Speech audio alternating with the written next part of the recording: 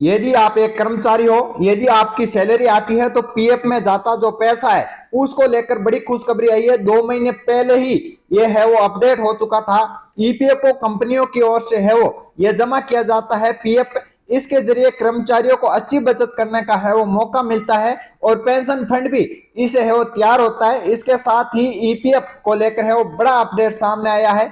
आइए जानते हैं इसके बारे में क्या है। इसके लिए आपको वीडियो को शुरू से लेकर लास्ट तक देखना होगा और वीडियो में दी गई जानकारी यदि आपको सही और सटीक लगे तो वीडियो को लाइक करके शेयर करें और चैनल पर नहीं हो तो चैनल को सब्सक्राइब करके बेल आइकन को ऑन कर दीजिएगा। दोस्तों, जैसा कि आप सभी को पता होगा कि वेतनभोगी को लेकर अब एक खुशखबरी सामने आई है। दरअसल कर्मचारी भविष्य निधि संगठन यानी कि ईपीएफओ है वो अगस्त 2023 में है वो शुद्ध रूप से है वो 16.99 लाख सदस्य जुड़े। नियमित वेतन पर नौकरी पाने वालों के बारे में है वो शुक्रवार को जारी आंकड़ों को है वो यहाँ पर है वो ये जानकारी दी गई। इससे भी पता चलता है कि लोगों को है वो रोजगार भी यहाँ पर है वो इसके माध्यम से मिल रहा है। और श्रम मंत्रालय ने एक बड़ा बयान में कहा है कि आंकड़ों का सालाने के आधार के तुलना में है वो अगस्त 2022 के मुकाबले इस साल शुद्ध रूप से सदस्यों की संख्या है वो मामूली वृद्धि दिखती है। महीने के दौरान है वो 3210 प्रतिष्ठानों पर है वो अपना पहला ईपीआर यानी कि इलेक्ट्रॉनिक चालान से रिटर्न जमा कर कर्मचारियों को है ईपीएफओ की सामाजिक सुरक्षा योजना के दायरे में है वो लाया गया था। और ये आंकड़े बताते हैं कि अगस्त 2023 के दौरान लगभग 9.26 लाख नए सदस्यों का नामांकन किया गया है। ईपीएफओ में शामिल होने वाले 18 से 25 वर्ष की आयु वर्ग युवाओं की हिस्सेदारी व कुल नए सदस्यों का है वो 58.36% है।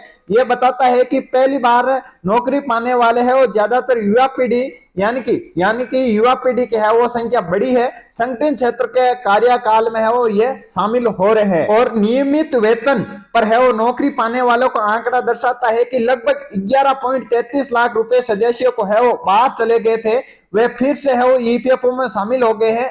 इस दर में है वो सालाना के आधार पर 10.33% वृद्धि हुई है। इन सदस्यों ने अपनी कर्मचारी यानी कि नौकरियां बदल ली और ईपीएफओ के तहत आने वाले संस्थाओं को में है वो फिर से शामिल हो गए हैं। साथ ही इन्होंने है वो अंतिम है वो निपटान के लिए आवेदन करने के बजाय अपनी जमा राशि को है वो स्थानांतरित करने का है वो विकल्प इन्हें युवा पीढ़ी यानी कि इन पेंशनर्स और इन कर्मचारियों ने है वो चुना है। और इन आंकड़ों से ये पता चलता है कि पिछले 2 महीनों में है वो ईपीएफओ से बाहर निकले वाले सदस्यों की है वो लगातार गिरावट आई है। आंकड़ों के मुताबिक जुलाई 2023 के दौरान है शुद्ध रूप से हो लगभग 3.43 यानी कि 3,43,000 महिला सदस्य ईपीएफओ से जुड़ी है।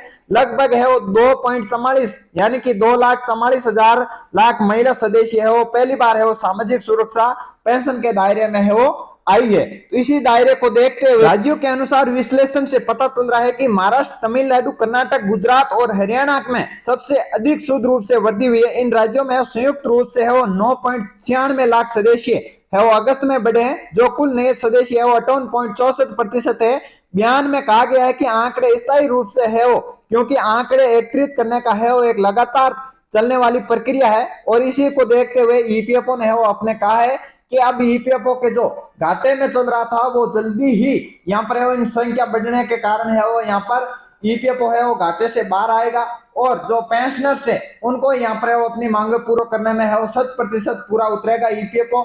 इसी को देखते हुए ईपीएफओ ने ये अपने आंकड़े दायर किए कि यहाँ ये युवा साथी है वो अब ईपीएफओ से जुड़ रहे हैं और महिला भी इन ईपीएफओ से जुड़ रही है।